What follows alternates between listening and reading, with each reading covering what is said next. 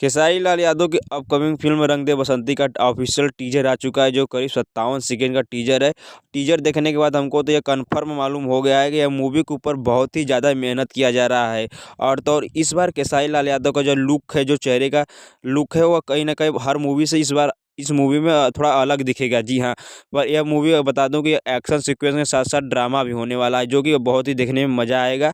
जैसे ही खेसारी लाल यादव की आपने पिछली मूवी देखी थी फरिश्ता, बहुत एक अच्छा ड्रामा था। उस मूवी के अंदर एक अच्छी स्टोरी को उठाया गया था।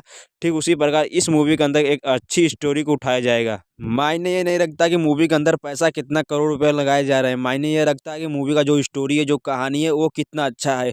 जैसे कि आपने आपने पिछली मूवी खेसारी लाल यादव का संघर्ष 2 देखा गया, ऐसा सुना होगा कि इस मूवी के अंदर करोड़ों रुपए लगा दिए गए हैं, पर कहीं न कहीं देखा जाए तो उसकी जो स्टोरी जो कहानी थी, वो कुछ अच्छा ख़ास रिस्पॉन्स नहीं दिला पाई।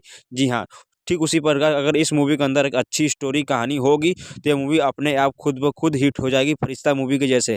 वैसे तो इस मूवी के अंदर देखा जाए टीजर देखने के बाद मालूम हो गया, जो म्यूज़िक को लेकर है, जो कहीं न कहीं देखा जाए तो हर भोजपुरी मूवी के अंदर म्यूज़िक को लेकर बहुत बड़ा समस्या होता है।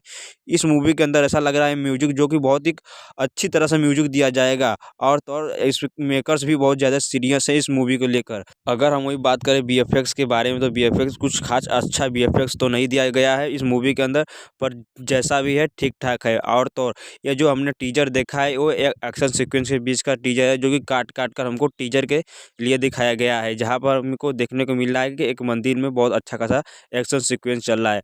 और अगर ऐसी ही मूवी अगर बनाएँगे कुछ अलग डिफरेंस वाले भोजपुरी में, तो ठीक है, अच्छी-अच्छी मूवी बनेगा तो अच्छा ही रहेगा, और ऐसा ही भोजपुरी धीरे ही धीरे ज़रूर पर आगे बढ़ेगा।